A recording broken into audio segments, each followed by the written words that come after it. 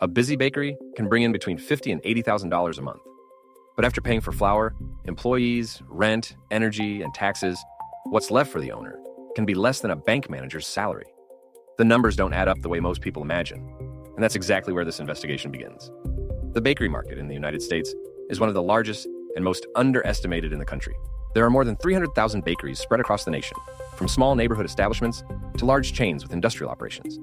Together, these bakeries move something between $40 and $50 billion a year, a number that places the sector among the most relevant in American food retail, ahead of segments that usually receive far more attention. Americans have an almost cultural relationship with the bakery. It is not just a place to buy bread. It is where they grab breakfast, pick up an afternoon snack, solve a last-minute dinner, and, in many neighborhoods, spend more time than in any other commercial establishment. That frequency creates a constant, daily, and predictable demand, which on paper seems like an enormous advantage for whoever operates this business. And it truly is. The customer flow of a well-positioned bakery is enviable. A unit in a mid-sized residential neighborhood can receive between 300 and 600 customers a day, with an average ticket ranging between $10 and $25, depending on the product mix and the region. Bakeries that invest in full breakfast service, deli items, cold cuts, and beverages can raise that ticket significantly. And it is exactly that expanded menu that separates profitable operations from those that survive on the edge. But before talking about profit, it is necessary to understand something that most people completely ignore. The performance of a bakery depends critically on its location. Two establishments with identical structures, the same menu, and the same initial investment can have completely different results depending on the neighborhood, the profile of the residents, the presence of competitors within a 500-meter radius, and even which side of the street they are on. A bakery close to a school, a busy bus stop, or a commercial corridor has access to a flow that an establishment on a quiet residential street simply cannot replicate, regardless of the quality of its products. The sector also went through a profound transformation over the last 2 decades. The bakery that only sold bread, cake, and soda practically no longer exists in urban centers. The consumer changed. They want specialty coffee, sourdough bread, healthy options, hot savory items, quick meals, and a place to sit down. Bakeries that did not follow that change lost relevance, and many closed. The ones that survived and grew are those that transformed the traditional model into something closer to a gourmet cafe with in-house production. And it is precisely that transformation that makes the initial investment much higher than most people imagine before entering this market. Opening a bakery from scratch is not a business for those in a hurry or with little capital. The initial investment is one of the points that surprises most people looking at this sector from the outside, and one of the main reasons why so many projects never get off the ground or close before reaching the break-even point. Equipment is the first major impact. A bakery that produces its own bread needs, at minimum, a deck oven or convection oven, a dough mixer, a walk-in cooler, a refrigerated display case, a heated display case, a bread slicer, and a dough sheeter. Each of these pieces of equipment is heavy, requires specific electrical installation, and represents a significant expense. A mid-capacity dough mixer costs between $12,000 and $20,000. A professional convection oven runs between $15,000 and $30,000. The walk-in cooler, depending on the size, can cost between $8,000 and $20,000. Adding up just the essential production equipment, the investment already exceeds $80,000 before buying a single pound of flour. The renovation and adaptation of the space comes immediately after. A bakery needs a production area separate from the dining area, adequate flooring, ventilation, gas installation, an electrical system dimensioned for heavy equipment, and, depending on the city, specific adaptations to obtain the health permit. In mid-sized and large cities, this stage can cost between $30,000 and $80,000, depending on the condition of the property and the square footage required. The initial inventory is another item that weighs heavily. Wheat flour, yeast, eggs, butter, sugar, cold cuts, deli meats, beverages, packaging. The list is long, and the turnover must be constant. To start with a minimally operational inventory, the investment ranges between $15,000 and $30,000, depending on the product mix the establishment intends to offer from day one. Employees are indispensable from the very first day. A small bakery needs, at minimum, a baker, who is the most difficult to find and most expensive professional in the operation.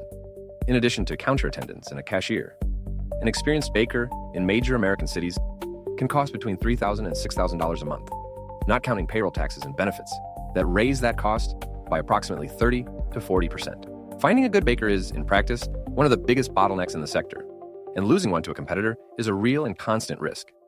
Working capital for the first months of operation is an item that many entrepreneurs fatally underestimate. Even with good customer flow from the start, fixed expenses do not wait for the business to mature.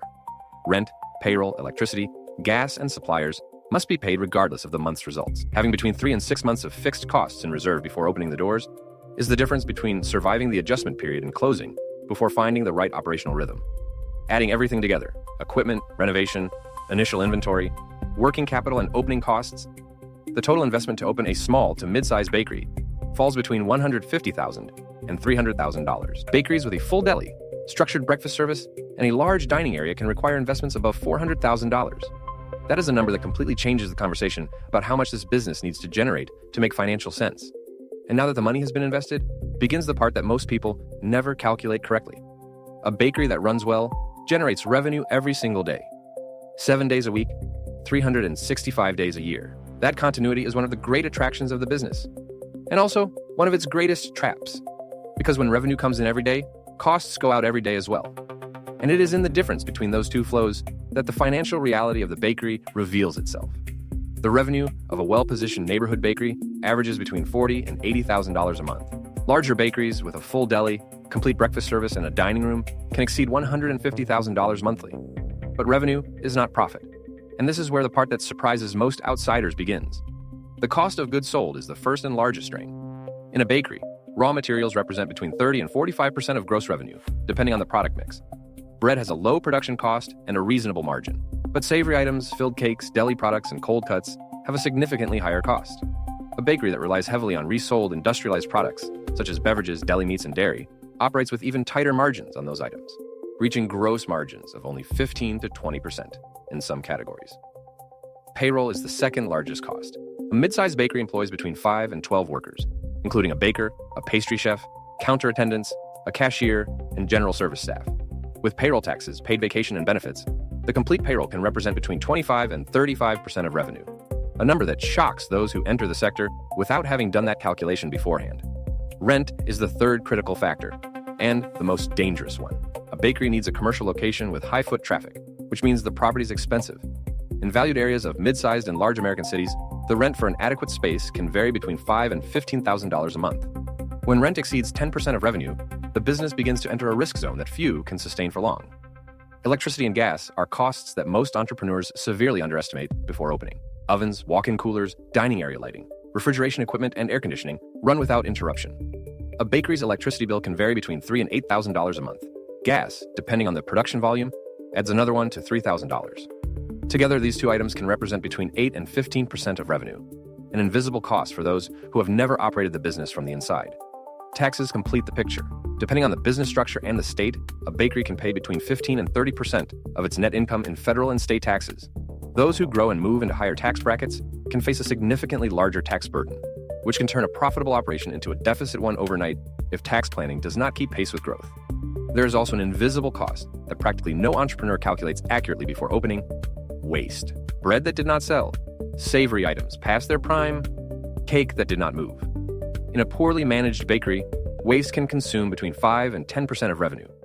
In a well-managed bakery, that number drops to 2 or 3%. And that difference, at the end of the month, can be exactly what separates profit from loss. Add all of that up. Raw materials between 30 and 45%. Payroll between 25 and 35%.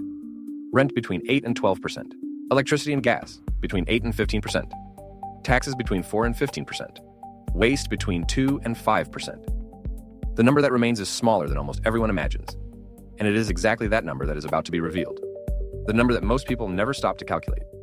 After everything that comes in and everything that goes out, how much does a bakery owner actually keep? The answer is going to completely change the way you see this business. If you are finding this documentary useful, hit the like button now.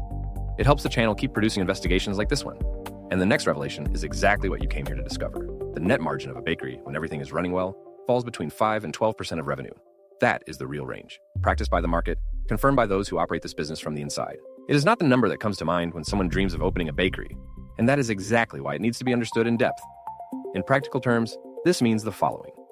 A bakery that generates $60,000 a month and operates with a net margin of 8%, which is a reasonable result, not an exceptional one, produces $4,800 of net profit monthly for the owner. A bakery that generates $80,000 with the same margin delivers $6,400. These are real numbers, but they need to be put into perspective against everything that was invested and everything the owner puts into the business every single day. The return on the initial investment is where the numbers become most uncomfortable. With an investment of $200,000 and a monthly net profit of $5,000, the payback period is 40 months, more than 3 years to recover what was put into the business. In a more optimistic scenario, with an investment of $150,000 and a net profit of $6,000 a month, the return happens in approximately 25 months. These are timelines that make sense within the sector, but they require the business to perform consistently throughout that entire period, without a crisis, without losing the head baker, without construction work blocking the street in front of the store, and without a new competitor opening down the block. And this is where the real risks of the business need to be named. The first and most critical is the dependence on the baker. In a bakery that produces its own bread, the baker is not simply an employee. He is the core of the entire operation. The quality of the bread, the consistency of the product, the pace of production, and even the waste depend directly on the competence and presence of that professional. When he resigns, gets sick, or receives a better offer from a competitor, the bakery enters immediate crisis. Finding a qualified replacement can take weeks, and every week without in-house production is a week selling lower quality product or buying from an external supplier with an even smaller margin. The second risk is disguised seasonality. The bakery appears to be a stable business because it sells every day, but there are relevant monthly variations that affect results. January and February tend to be slow months in many regions, with families traveling and routines disrupted. July can be strong or weak depending on location. December is strong in revenue, but it is also the month of greatest cash flow pressure due to year-end bonuses and holiday expenses. Those who do not plan for these variations in advance face cash crunches at the worst possible moments. The third risk is the rising cost of ingredients. Wheat flour, eggs, butter, and sugar are commodities whose prices fluctuate frequently. A 20% increase in the price of flour, something that happened more than once in the last decade in the United States, directly compresses the margin of a bakery that cannot pass that cost onto the price of bread without losing customers. Bread is the most price-sensitive product in the entire bakery. The consumer who pays $5 for a specialty coffee without complaint will switch bakeries if the bread price goes up 10 cents. So, when does a bakery actually make sense? It makes sense when the commercial location is strong and the rent stays within a healthy percentage of revenue. It makes sense when the owner has or develops mastery over production, either by being a baker themselves or by having a partner with that expertise. It makes sense when the product mix includes higher margin items such as cakes, artisan savory products, specialty coffee, and deli offerings, reducing dependence on plain bread. It makes sense when financial management is rigorous, waste is controlled, and cash flow is monitored week by week. And when does it not make sense? It does not make sense when the initial investment was underestimated and working capital ran out before the business reached break even. It does not make sense when rent consumes more than 12% of revenue.